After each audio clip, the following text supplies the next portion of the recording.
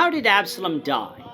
This is the question we seek to answer today as we continue our verse-by-verse study of the book of 2 Samuel on walking through the Bible.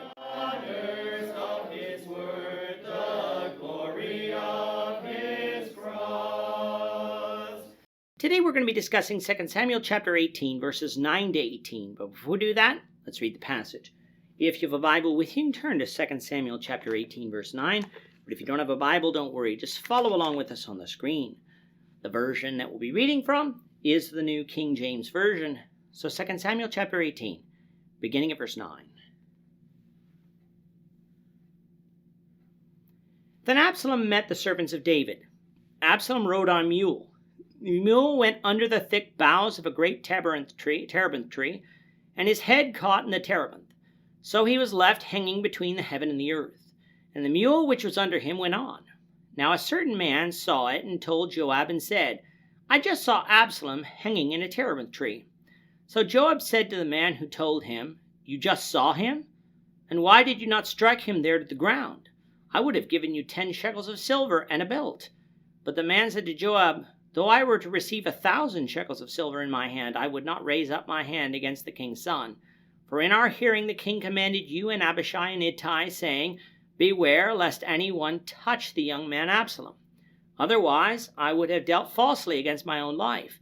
For there is nothing hidden from the king, and you yourself would have set yourself against me.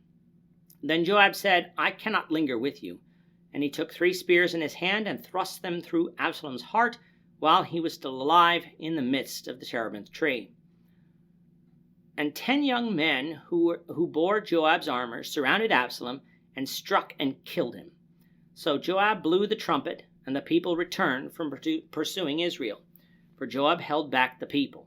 And they took Absalom and cast him into a large pit in the woods, and laid a very large heap of stones over him.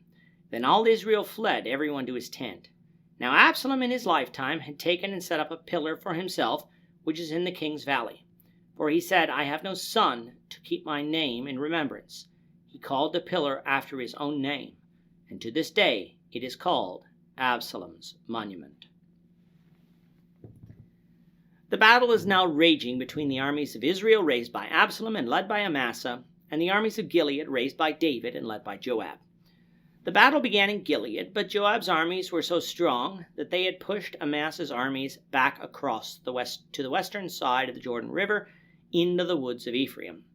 Fighting in a wooded area is difficult, as you have to contend with marshes, weeds, thickets, and even wild animals.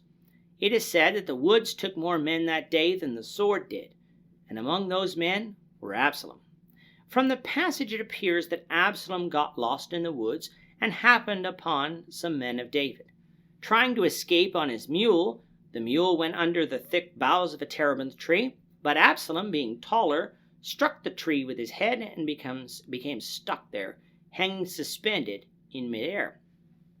Now some people think his hair got caught in the tree, the long hair we read of back in chapter 14, but no mention is made of that, so let's not assume this.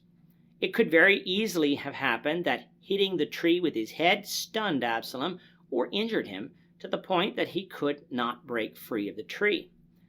Now one of the soldiers of David who saw Absalom in this condition sent word back to Joab, likely expecting that Joab would come, cut Absalom down, and take him captive.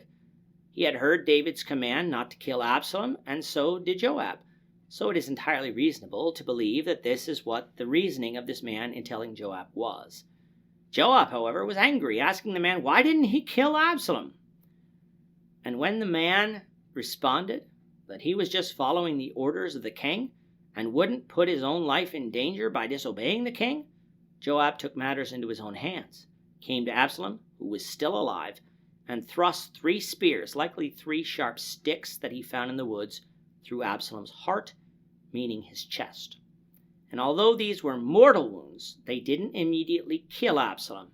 So the men who bore Joab's armor came behind, likely with better weapons, and struck Absalom so that he died. With Absalom, the leader of Israel, now dead, the battle had been won. So Joab blew the trumpet and called his men back from pursuing Israel. Instead of burying Absalom in the family tomb, as would usually be the case for the son of a king, Absalom was given a traitor's burial in a pit in the woods, covered by a very large heap of stones. His burial place was contrasted with the monument that Absalom had erected during his life as a memorial to his 3 sons who appeared to have died young, perhaps along with his wife, signifying that he would have no sons to carry on his name. This monument had been placed by Absalom in the King's Valley, which is thought to be the Kidron Valley outside of Jerusalem, close to where the Mount of Olives would be. Absalom, as we said, though, would not be buried there. He would be buried in a pit in the middle of a forest, a sign that Joab wanted Absalom to be forgotten because of his treason. And thus ends the coup staged by Absalom.